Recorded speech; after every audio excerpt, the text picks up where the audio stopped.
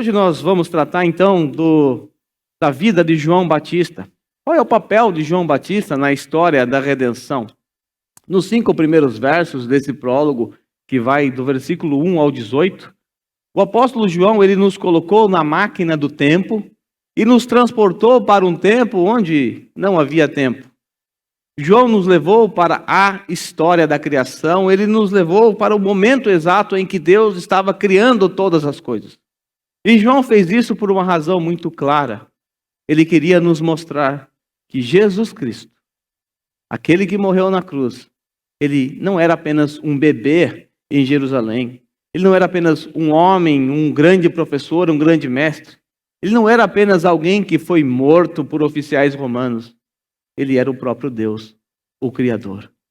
Dessa máquina do tempo, nós então contemplamos Deus criando os céus, a terra e tudo que nós podemos ver. E nós vimos a pessoa de Jesus ali. De repente, de forma abrupta, o evangelista João nos coloca de novo na máquina do tempo e nos transporta para o primeiro século. Viajamos alguns milhares de anos e chegamos lá no primeiro século. E naturalmente, nós esperaríamos que a partir do versículo 6, o evangelista João fosse descrever a pessoa de Cristo, sua obra, o seu nascimento, a sua encarnação. Porque nos primeiros 5 versículos, ele estava falando acerca de Jesus pré-existente. Agora, é natural que ele venha falar sobre o Cristo pós-existente. Mas não é isso que ele faz. De forma abrupta, ele insere a pessoa de João Batista. É óbvio que nós sabemos que os versículos de 1 a 18 é apenas o prólogo. E o prólogo é apenas um aperitivo. São temas soltos que serão tratados posteriormente. Nós vamos perceber que aqui é inserida a pessoa de João Batista no versículo 6, mas ainda no capítulo 1 mais à frente, ele também vai tratar de João Batista, porque nós estamos apenas no prólogo.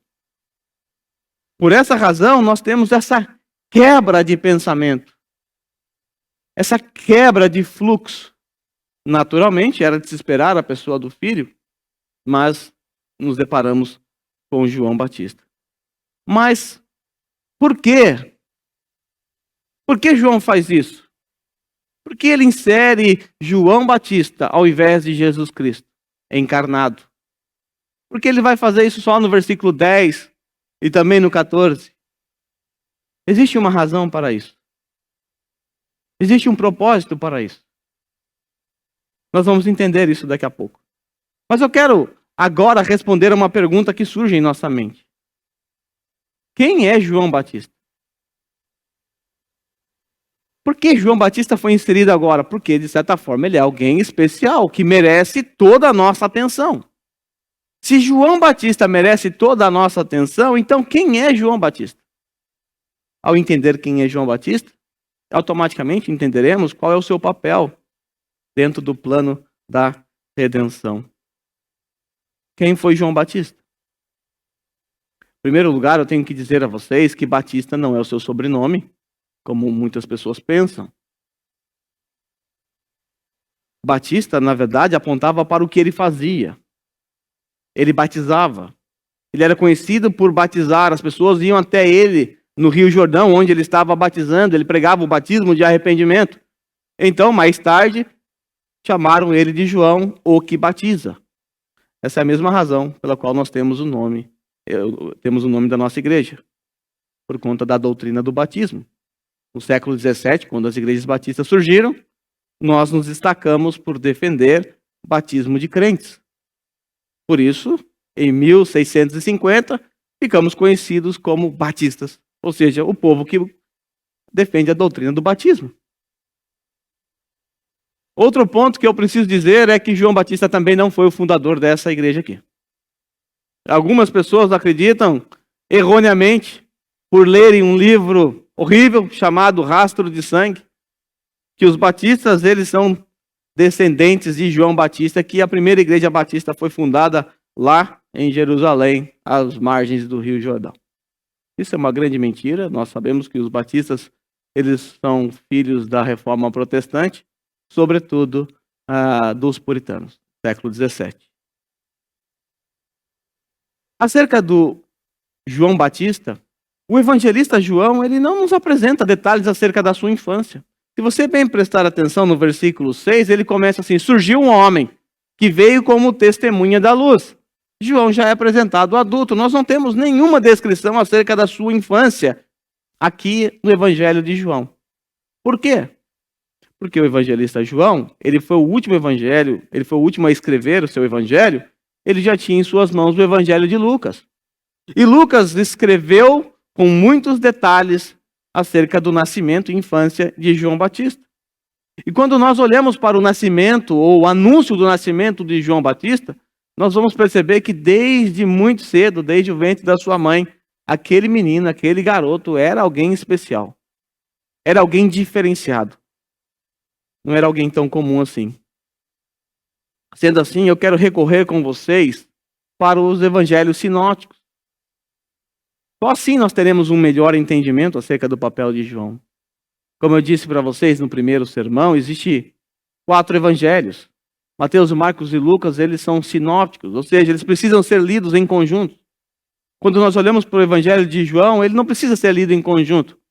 Mas nesse caso, sim. Por quê? Porque João Batista, ele está presente nos 4 evangelhos.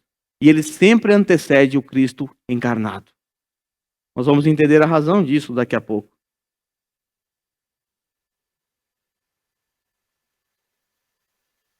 Algumas perguntas que eu pretendo responder hoje. Por que os 4 evangelhos destacam a pessoa de João Batista? Por quê? Como eu disse, era de se esperar que João começasse com a encarnação do Verbo. Mas ele não faz isso. Segundo, qual é o papel de João Batista no plano da redenção? Quando nós lemos a Bíblia, meus irmãos, nós precisamos entender que esse livro como um todo, ele está descrevendo a história da redenção. E todas as histórias e todos os personagens que participam da história da redenção precisam ser estudados. E João Batista é um deles que precisa ser muito estudado.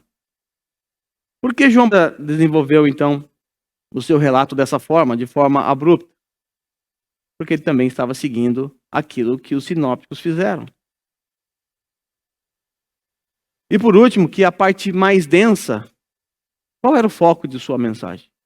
O texto que nós estamos estudando nos diz que surgiu um homem enviado por Deus para ser testemunha da luz. Nós sabemos que a luz é Cristo, por conta do finalzinho do versículo 4 e 5. Nele estava a vida e esta era a luz dos homens. E agora João Batista aparece aqui como aquele que dá testemunho da luz. Então o que João Batista tem a dizer acerca de Jesus é muito importante e precisa ser considerado. Vamos ver a importância da história de João Batista na redenção.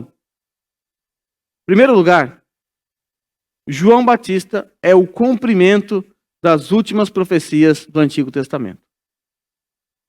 Quando nós olhamos para Malaquias capítulo 4, deixa eu colocar aqui para vocês, tá? Quando nós olhamos para Malaquias capítulo 4, versículo 4, é o último versículo do Antigo Testamento. Depois desse versículo, o Antigo Testamento ele se encerra, depois nós temos um período de 400 anos de silêncio profético, mas esse é o último versículo do Antigo Testamento. Pense você que você está lendo a Bíblia, você ainda não tem o Novo Testamento, e é isso aqui que você tem em mente, e é isso aqui que você precisa esperar. Diz assim, Malaquias capítulo 4, versículo 4. Vejam, eu enviarei a vocês o profeta Elias, antes do grande e temível dia do Senhor. Ele fará com que os corações dos pais se voltem para os seus filhos e os corações dos filhos para os seus pais. Do contrário, eu virei e castigarei a terra com maldição. E acabou o Antigo Testamento. Ele acabou com uma promessa. Vejam, eu enviarei a vocês. Quem? O profeta Elias, antes do grande e temível dia do Senhor. E esse Elias que vai vir, ele fará com que os corações dos pais se voltem para os filhos, dos filhos para os pais. E o texto diz que, do contrário, se isso não acontecer, o Senhor vai vir e castigar toda a terra com maldição. Então era necessário que esse Elias viesse para que Deus não castigasse a terra com maldição. Porque se esse Elias não viesse, o Cristo também não viria. E se o Cristo não viesse, toda a terra estaria afundada em maldição. Essa profecia de Malaquias torna o surgimento de João Batista algo surpreendente, algo fantástico. João Batista, ele funciona como elo entre os dois testamentos. É uma espécie de dobradiça. Ele tanto liga o Antigo quanto o Novo Testamento, e ele une os dois ao mesmo tempo. Essa é a pessoa de João Batista. Por essa razão, os escritores do Novo Testamento viram a necessidade de apresentar ao povo João Batista antes de apresentar o Messias. Por quê? Porque o Antigo Testamento, ele se encerra com uma profecia: o Elias vai vir. E se de repente eu chegasse ali em Jerusalém, naquele tempo, e dissesse: olha, o Messias está aqui, mas cadê o Elias? Onde é que está o tal do Elias que estava prometido lá em Malaquias? E se você observar também em Malaquias 3, versículo 1, é dito que Deus vai enviar o seu mensageiro, aquele que vai preparar o caminho.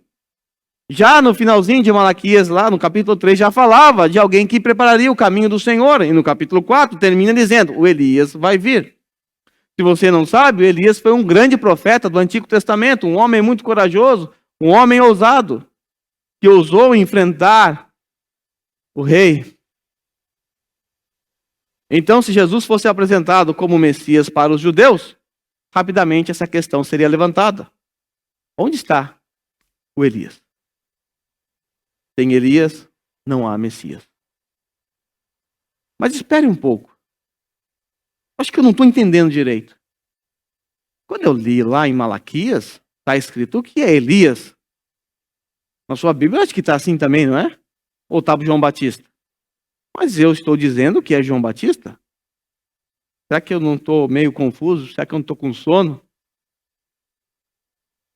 Ou será que os espíritas estão com a razão nesse ponto?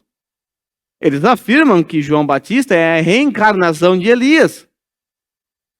Será que eles estão certos? Absolutamente que não.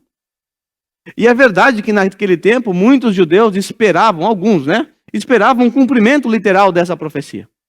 Alguns esperavam de forma literal que aquele Elias, que foi levado aos céus, um dia voltaria. Esses tiveram dificuldade em entender que João Batista era o Elias. Na verdade, a princípio, nem mesmo João Batista tinha ideia de que ele era o Elias. Nem ele tinha. Quando ele foi questionado pelos sacerdotes e levitas, quando eles perguntaram se ele era o Elias, ele respondeu: não sou. Ele não sabia. Mais tarde, Jesus Cristo diz que João Batista era o Elias que havia de vir. Lá em Mateus capítulo 11, versículo 13 a 14, nosso Senhor, ele afirma claramente que ele, João Batista, era o Elias que havia de vir. Pois todos os profetas e a lei profetizaram até João. E se vocês quiserem aceitar, este é o Elias que havia de vir. Palavras do nosso Senhor Jesus. Mas em que sentido ele era o Elias?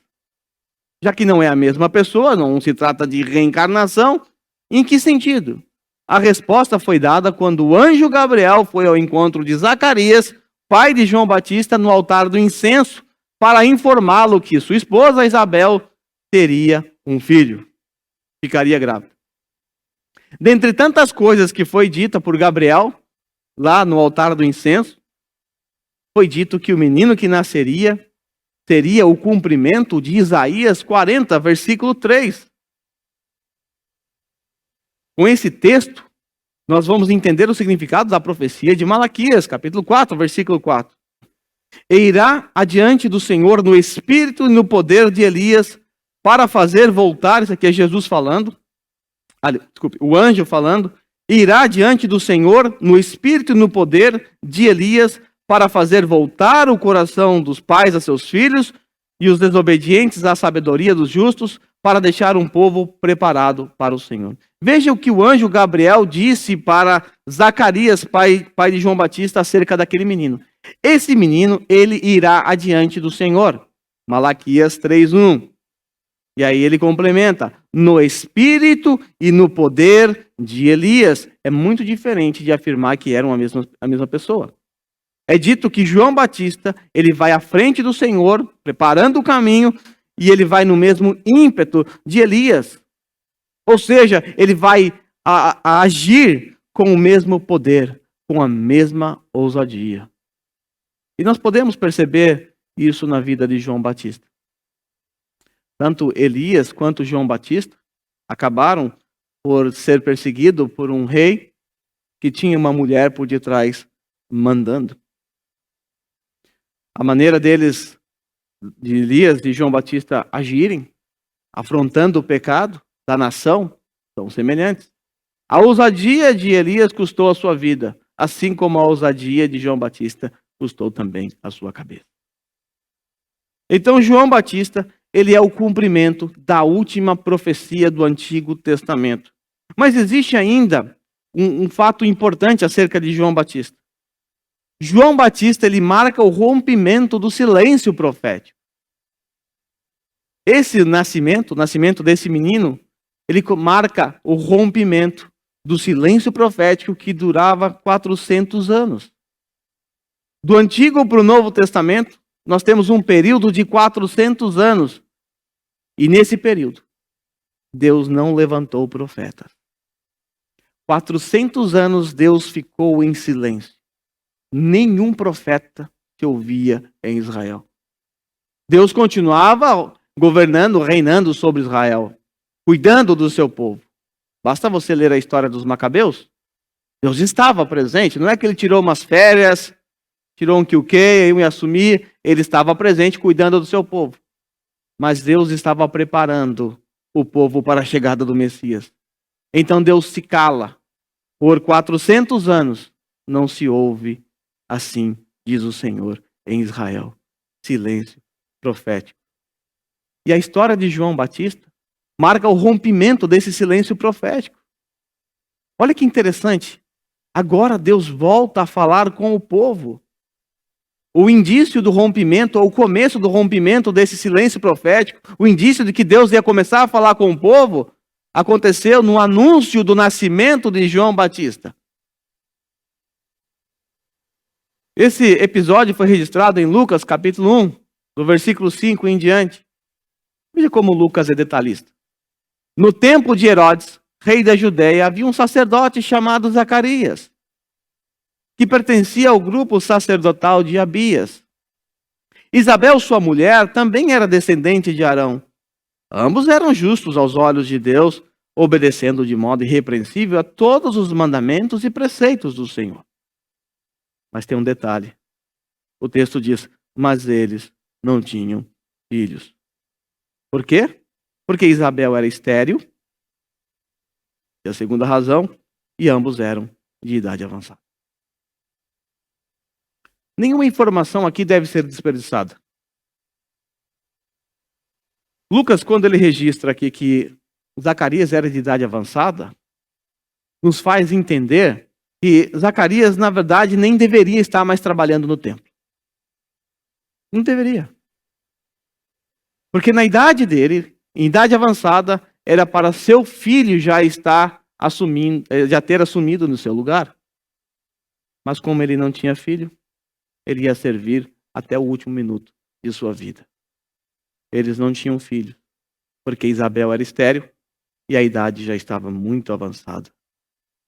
Mas certa vez, estando de serviço, o grupo dele, os sacerdotes eram divididos por grupos, Zacarias estava servindo então como sacerdote diante de Deus, porque ele havia sido escolhido de acordo com o costume deles, através de sorteio, e ele foi escolhido para entrar no templo para oferecer ao Senhor incenso. Era isso que ele fazia. Era isso que o sacerdote podia fazer naquele tempo. Apenas servir, oferecer incenso. Eles entravam, trocavam ali o azeite para a lamparina não se apagar, o candelabro, trocavam os pães, os 12 pães, e ia à frente, onde tinha o altar do incenso, e ali fazia breves orações. Esse era o trabalho do sacerdote naqueles dias. Nada além disso. Sabe por quê? Porque nos dias de Jesus, a Arca da Aliança não estava mais presente. Então o sacerdote não tinha muito o que fazer. Era uma vida monótona. Era só isso que eles faziam sempre. Aquela mesma coisa, aquele mesmo ritual, todos os dias. Chegada a hora de oferecer incenso, o povo estava do lado de fora orando. Aquele marasmo, aquela rotina. De repente, o anjo do Senhor apareceu a Zacarias à direita do altar do incenso. Imagine o susto. O texto diz que Zacarias ficou perturbado e foi dominado pelo medo. Quem não? Faz 400 anos que aqui é tudo esse marasmo, essa mesma rotina, nada acontece. Agora um anjo aparece do lado do altar e começa a conversar com Zacarias. Ele ficou perturbado e foi dominado pelo medo, mas o anjo lhe disse: não tenha medo, Zacarias. Sua oração foi ouvida. Ou Zacarias estava ainda orando por um filho junto com sua esposa, ou há muito tempo atrás eles oraram por um filho. Nós não sabemos. Mas eles estavam orando por um filho. Recentemente, ou ano passado, eles oraram. A oração foi ouvida. 400 anos e nada acontecia, agora aparece um anjo e diz: ei, sua oração foi ouvida. E o que o anjo disse? O anjo disse assim: Isabel, sua mulher, lhe dará um filho, e você lhe dará o nome de João. Tá? Não foram os pais que escolheram o nome da criança, foi Gabriel. E esse menino, João, veja que não tem Batista aqui, né? João será motivo de prazer e de alegria para você. E muitos se alegrarão por causa do seu nascimento. Olha a qualidade desse menino. Ele será grande aos olhos do Senhor. Ele nem havia nascido, ainda não havia havido a concepção. Zacarias estava servindo no templo ainda, nem teve contato ainda com a sua esposa. Mas esse que vai ser gerado vai ser grande aos olhos do Senhor. Esse menino nunca tomará vinho nem bebida fermentada. Agora preste atenção no que Lucas registra. E será cheio do Espírito Santo desde antes do seu nascimento. É algo que não acontece com mais ninguém. Algo que só aconteceu com João Batista. Um fato interessante é que quando Isabel recebe a visita de Maria, mãe de Jesus, que também estava grávida de Jesus nessa ocasião, no momento em que Isabel ouviu a saudação de Maria, o texto registra que imediatamente o bebê que estava na barriga de Isabel, João, agitou-se. E o texto diz que ele agitou-se de alegria. E que também Isabel ficou cheia do Espírito Santo, por causa da presença do filho de Maria, Jesus Cristo, que estava no seu ventre. É um menino que no ventre de sua mãe foi capaz de reconhecer a presença do seu Senhor e se alegrar com a presença dele. Algo surpreendente, fenomenal. Algo que não acontece com as nossas gravidez. Por tudo isso, o nascimento de João Batista gerou no povo, evidentemente, uma grande expectativa. Estávamos em silêncio. Um anjo apareceu. Temos indícios de que Deus vai começar a falar. E Deus está prometendo que vai vir um menino. Esse menino vai ser cheio do Espírito Santo. Esse menino vai ser o cumprimento de Malaquias, capítulo 4, versículo 4. Então, criou-se uma expectativa. Aí Zacarias pergunta para o anjo: como posso ter certeza disso? Sou velho e minha mulher é de idade avançada. Aí o anjo respondeu: ei, eu sou Gabriel, que está sempre na presença de Deus. Eu fui enviado para lhe transmitir as boas novas. Agora, você ficará mudo. Não poderá falar até o dia que isso acontecer, porque você não acreditou em minhas palavras, e elas se cumprirão no tempo oportuno. Agora, Zacarias, ele foi castigado por não dar ouvidos, e ele ficou mudo. Enquanto isso, o povo esperava Zacarias do lado de fora, orando. E eles estranharam sua demora no templo, lá no santuário. Por quê? Como eu disse, não tinha muito o que fazer. Era vapt-vupt, entra, oração, incenso. Provavelmente o candelabro já tinha sido reabastecido, os pães trocados. Era só isso. E eles estavam estranhando, por que ele está demorando? E aí Zacarias sai, o pessoal faz gesto para ele, e ele não consegue falar nada. Não sai nada da sua boca. Então eles chegaram à conclusão de que ele teve uma visão no santuário. E Zacarias faz sinais e permaneceu mudo. Aí o texto diz que quando completou o seu período de serviço, acabou o serviço dele ali, ele volta para sua casa e depois disso Isabel, sua mulher, engravidou. E durante 5 meses ela não saiu de casa. E ela dizia: isso é obra do Senhor. Agora ele olhou para mim favoravelmente para desfazer a minha humilhação perante o povo. Vale lembrar que esterilidade naquela época era considerada uma terrível humilhação para as mulheres. Então ela ficou 5 meses sem sair. Meses depois, vem ao mundo João, que ficou conhecido como Batista. E como ele nasceu dentro de um lar judaico, ao 8º dia, de acordo com a lei, o menino foi circuncidado. E nesta ocasião, na ocasião da circuncisão, queriam dar ao menino o nome do pai, Zacarias, costume da época. Mas Isabel disse: seu nome será João. Por quê? Seu pai não podia falar.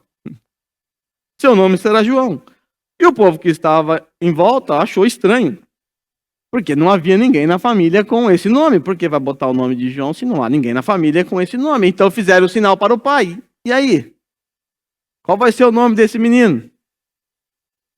Como o Zacarias não podia falar, ele pediu uma tabuinha e escreveu: o nome dele é João. E imediatamente, Zacarias, de forma sobrenatural, voltou a falar. E o texto diz que todos que estavam presentes ficaram cheios de temor pelo que havia acontecido. Cheios de temor. E o que aconteceu ali, o texto diz que foi espalhado por toda a região montanhosa da Judéia, gerando nas pessoas expectativa acerca desse menino. Em Lucas capítulo 1, versículo 66, é dito assim: todos que ouviam falar disso se perguntavam: o que vai ser este menino? Pois a mão do Senhor estava com ele. O que vai ser esse menino? Desde o seu nascimento, é um nascimento especial. É uma criança diferente. O pré-anúncio do seu nascimento foi também sobrenatural, marcado por um milagre. Uma estéril já de idade agora vai dar à luz a um filho. Temos alguém que recebeu a visita de um anjo no altar e que agora está mudo, mas ao pronunciar o nome do menino, ou seja, obedecendo, seguindo as ordens, orientações de Gabriel, agora volta a falar. O que será desse menino? Quem ele vai ser quando ele crescer? Um tempo depois, o menino João, ele foi para o deserto e viveu isolado até receber a ordem do Senhor para sair.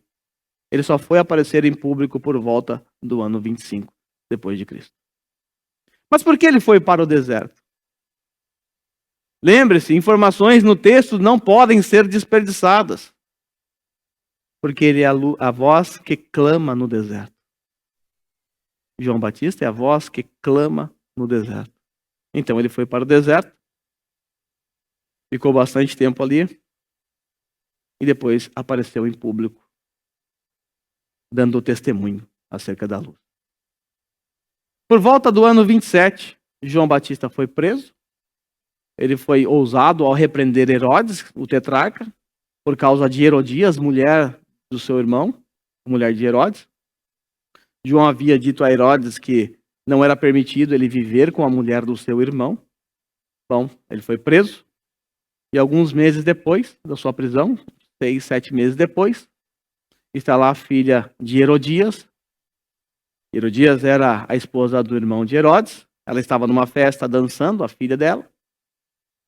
Foi atraente aos olhos de Herodes. E como um bobo, um homem bobo, foi lá e fez uma promessa tola. Prometeu dar a ela o que ela quisesse.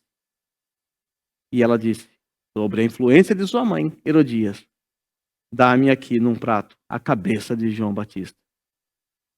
Herodes evidentemente ficou aflito, mas não teve opção. Ele teve que cumprir a sua palavra e mandou degolar João Batista, atendendo o pedido da filha de Herodias. E assim termina o ministério de João Batista aqui nessa terra. Mas o que marcou o ministério de João Batista foram seus testemunhos acerca de Cristo. Foram seus pronunciamentos acerca de Cristo. Lembre-se do texto que nós estamos estudando, no versículo 6. Surgiu um homem enviado por Deus chamado João. Ele veio como testemunha para testificar acerca da luz, a fim de que por meio dele todos os homens cresçam. A mensagem de João Batista é muito importante para o processo revelacional do Filho de Deus. O Senhor Jesus Cristo, em Mateus capítulo 11, versículo 11, disse que João Batista é o maior profeta. Digo-lhes a verdade, entre os nascidos de mulher não surgiu ninguém maior do que João Batista. Não surgiu ninguém maior do que ele. Ele é o maior profeta. Se ele marca o rompimento profético, agora nós temos um profeta em Israel. Ele não é um profeta qualquer, ele é o maior profeta. Ele é maior até mesmo que Moisés, porque ele é o precursor do Messias. Ele está anunciando a chegada do rei. João Batista funciona como um arauto. Ele está gritando ao povo, dizendo, ei, se preparem, o rei está chegando. Era exatamente isso que um arauto fazia. Um arauto, ele ficava no meio do caminho, entre o castelo e as vias. Ele ficava observando quem estava se aproximando. Se fosse um inimigo, ele tocava uma música. Um som diferente. Um som em que todos entenderiam dentro do castelo, a guarda, todos os soldados, e eles se preparariam para a guerra. Mas também existia um outro som que era tocado quando o rei que havia saído estava retornando. Quando o arauto via o rei de longe, então ele tocava uma música. Então todos os súditos se preparavam para receber o seu rei. Com vestes, todos com muita alegria, no meio do caminho, para receber o seu rei. Esse é João Batista. Ele está gritando, o rei está chegando. Ele está soando a trombeta dizendo, se preparem, o rei está chegando. E ai daqueles que não se arrependerem, ou seja, daqueles que não estiverem preparados. Por isso a mensagem de João Batista é arrependam-se. Arrependam-se, essa era a mensagem dele. Ou seja, se preparem, coloquem vestes adequadas. Do contrário, choro e ranger de dente. Se João Batista, ele é o maior dos profetas, então o que ele disse deve ser considerado por nós. E a partir de agora, nós vamos ver da boca de João Batista quem era Jesus. Lembra da pergunta que eu fiz na semana passada, e no primeiro sermão também? Você é capaz de responder a grande pergunta, quem é Jesus? João Batista vai nos ajudar a aumentar aí o número de respostas que nós já temos. Olha aí o que nós já temos. Nós já aprendemos que Jesus é pré-existente, que ele é o verbo de Deus, que ele é divino, que ele é o Criador, que ele é a própria vida e que ele é a luz dos homens. Isso foi o que nós aprendemos no sermão passado. Agora João Batista, através do seu testemunho, ou dos seus testemunhos, nos ensinará muito acerca de Jesus. Eu quero olhar com vocês os versículos 19 a 34. Nós temos aqui o testemunho acerca de Jesus. João Batista, em 3 dias diferentes, ele se pronunciou acerca de Jesus. Nós não vamos ver tudo por conta do tempo, evidentemente, mas nós vamos ficar apenas aqui com o primeiro dia. Depois vamos ver o segundo dia, o terceiro dia e outros discursos também que estão no sinóptico. O texto que estamos estudando nessa manhã nos diz que João Batista veio como testemunha da luz. Aí você corre lá para o versículo 15. Nós lemos, João dá testemunho dele. Ele exclama, este é aquele de quem eu falei, aquele que vem depois de mim é superior a mim, porque já existia antes de mim. Na semana passada, Eu expliquei para vocês que João Batista é 6 meses mais velho que Jesus. Mas aqui ele está dizendo que Jesus já existia antes dele. E nós vimos que isso aponta para a pré-existência de Cristo. Nós já vimos esse testemunho na semana passada. Mas agora vamos olhar com calma para o testemunho de João Batista acerca do Messias a partir do versículo 19, no primeiro dia. Do versículo 19 ao 23, João vai testificar que Jesus é o Senhor.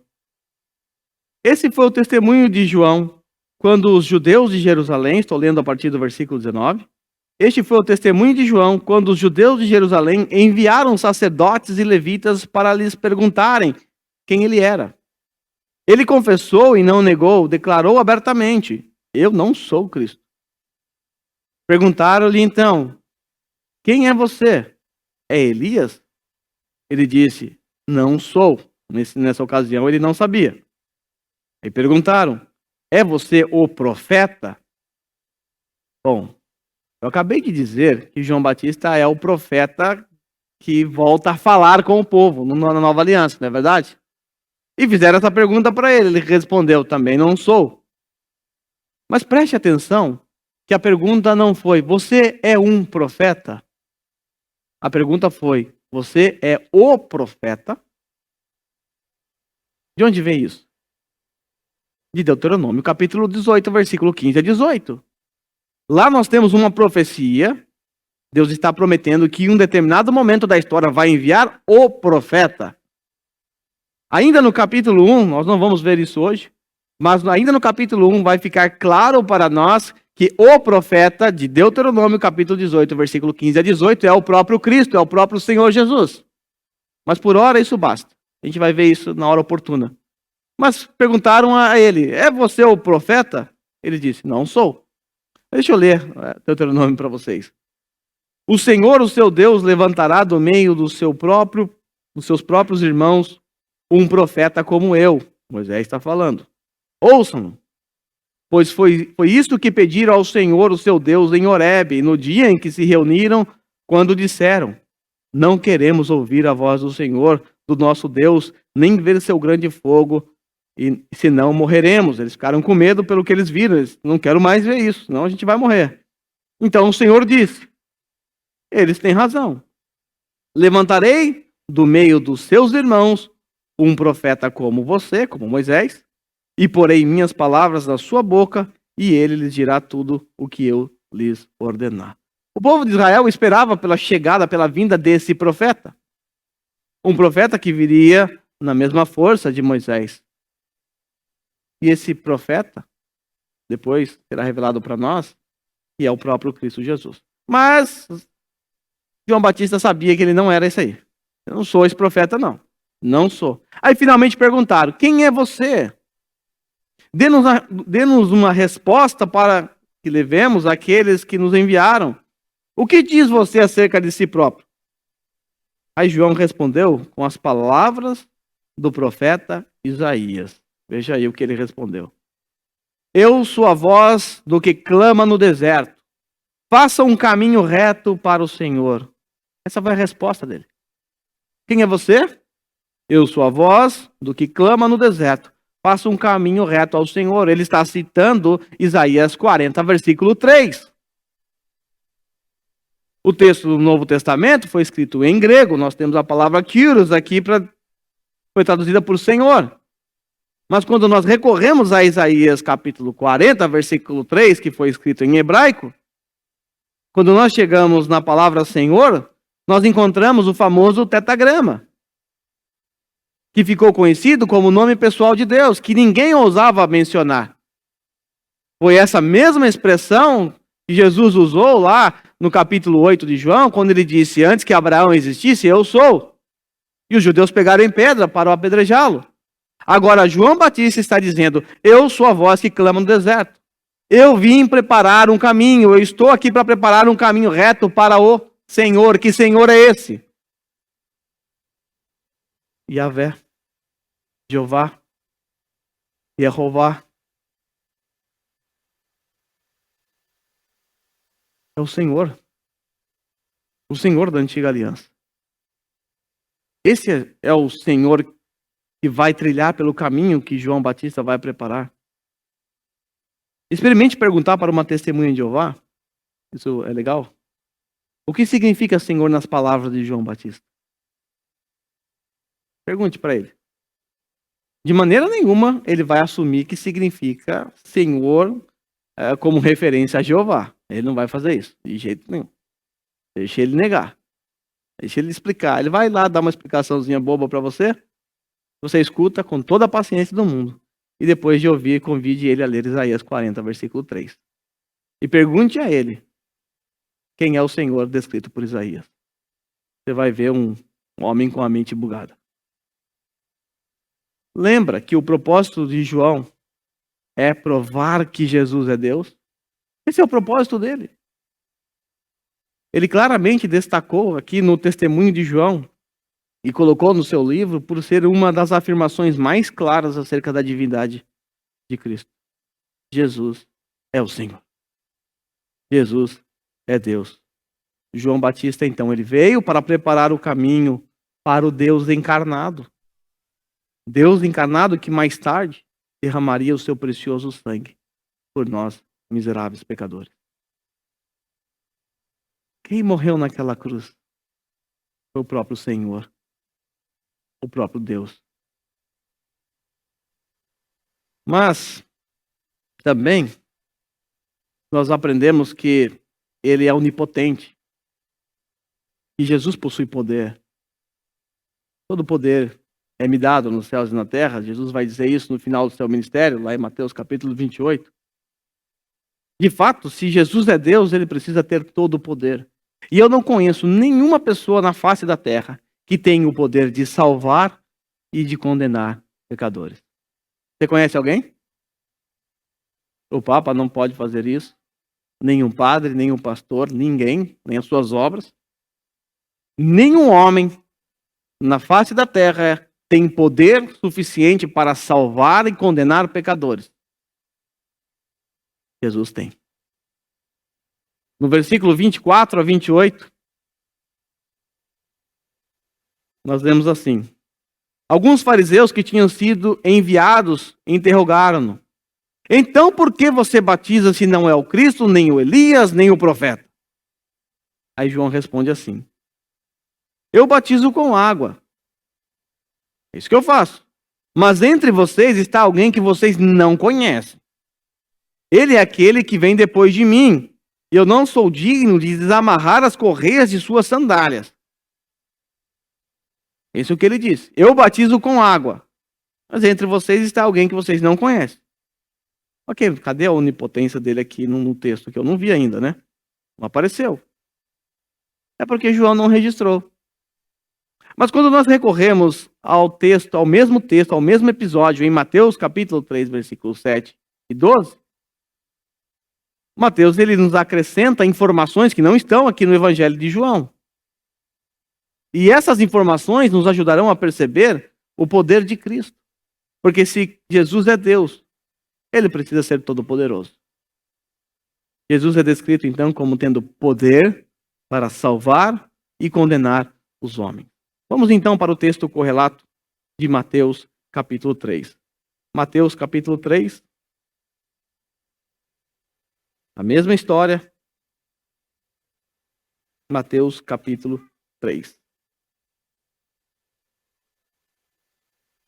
Versículo 1 começa dizendo que naquele dia surgiu um homem chamado João Batista, pregando no deserto da Judéia. Ele dizia: arrependam-se, pois o reino dos céus está próximo. Ele é aquele que foi anunciado pelo profeta Isaías, profecia que a gente acabou de ver. O versículo 4 fala das suas roupas, da sua maneira de se vestir, do que ele comia, tudo isso. E aí, no partir do versículo 7, somos informados que alguns fariseus e saduceus estavam indo para onde ele estava batizando. Quando viu que muitos fariseus e saduceus vinham para onde ele estava batizando, João Batista, então, ele manda uma nota de elogio a eles. Raça de víboras, quem lhes deu a ideia de fugir da ira que se aproxima? Deem frutos que mostrem o arrependimento. Não pensem que vocês podem dizer a si mesmo: Abraão é nosso pai, pois eu lhes digo que destas pedras Deus pode fazer surgir filhos a Abraão. O machado já está posto à raiz das árvores, e todas as árvores que não derem bons frutos serão cortadas e lançadas no fogo. Versículo 11. É o mesmo texto lá de João.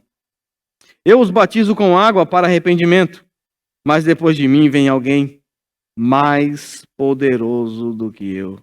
Uau! Tanto que eu não sou digno nem de levar as suas sandálias. Ele, que é mais poderoso do que eu, os batizará com o Espírito Santo e com fogo. Ele traz a pá em sua mão e limpará a sua eira, juntando o seu trigo no celeiro, mas queimará a palha com fogo que nunca se apaga. Nós estamos diante de um discurso de João Batista contra os fariseus e saduceus, que estavam ali para questionar João Batista. E ele claramente diz ao vê-los, vocês são raças de víboras. Quem lhes deu o direito o direito de acreditarem que vocês fugirão da ira vindoura? Vocês não vão fugir. Vale lembrar que naquele tempo, e ainda hoje, em alguns lugares, quando você quer preparar o campo após uma colheita, você coloca fogo, você queima o campo. E naquela ocasião, as serpentes, as víboras, que ficavam no meio das palhas secas, ao perceberem o calor, fugiam. Perna para quem tem, nem tem perna, mas perna para quem tem. Agora João Batista está dizendo, vocês não. As serpentes até conseguem fugir da ira que se aproxima, vocês não. E aí ele diz algo interessante. Não pensem que vocês podem dizer a si mesmo, Abraão é nosso pai. Grande coisa. Mesmo você tendo Abraão como seu pai, você não vai fugir da ira que se aproxima. Por quê? Porque eu lhes digo que dessas pedras Deus pode fazer surgir filhos a Abraão. Ou seja, vocês não são melhores do que uma pedra. Deus quiser, ele faz filhos de uma pedra. Descendentes de Abraão. Aí nós chegamos no versículo 10. O machado já está posto à raiz da árvore. Já está posto. Prestes a ser cortado.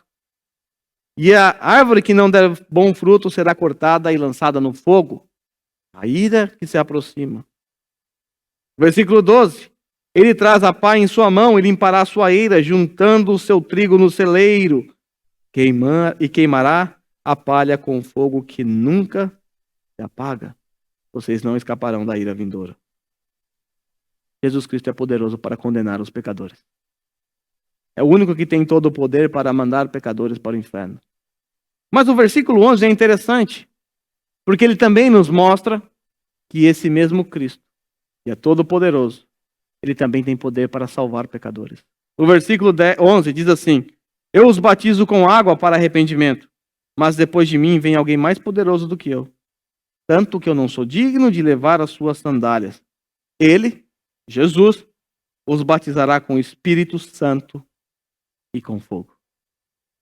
Nós já sabemos pelo contexto que fogo aqui, por conta das 3 aparições, é uma referência direta à ira vindoura que se aproxima.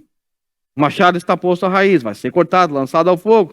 Versículo 12, o trigo vai ser lançado, queimado, a palha no fogo que nunca se apaga. As serpentes não conseguem fugir do fogo. E agora Jesus ele vai batizar com fogo. Eu sei que talvez muitos de nós aqui já, em um momento de tolice da nossa vida, pedimos o tal do batismo com fogo. Ainda bem que Deus não te ouviu. Ainda bem. Mas é nos dito também que ele nos batizará com o Espírito Santo. O que eu tenho a dizer a todos vocês aqui é que, de certa forma, toda a humanidade será batizada por Cristo. Ou com fogo, ou pelo Espírito Santo. Ou um batismo para condenação, ou um batismo para salvação. O batismo de João Batista era um batismo com águas. Um batismo figurado. O batismo que representava o arrependimento. Mas o batismo de Jesus é muito diferente. Ele batiza com o Espírito Santo para a salvação e batiza com fogo para a condenação. O fato é, todos serão batizados. Aqueles que creem em Cristo, se arrependem dos seus pecados, dão ouvidos, aqueles que dão ouvidos à mensagem de João Batista e a todo o Evangelho, creem em Cristo, esses serão batizados com o Espírito Santo, ou seja, serão salvos, porque Cristo é poderoso para salvar. E somente Cristo tem esse poder. Mas aqueles que rejeitam o Filho de Deus, a ira de Deus permanece sobre eles, serão batizados com fogo. Assim como os fariseus e saduceus, esses não escaparão da ira vindoura. Não escaparão, jamais. Jamais. Jesus Cristo é descrito por João Batista como o Senhor, Yahvé, Jeová, e como Deus onipotente. O Deus que tem todo o poder, inclusive o poder de condenar e o poder de salvar. Esse é o Jesus que adoramos. Quem é Jesus?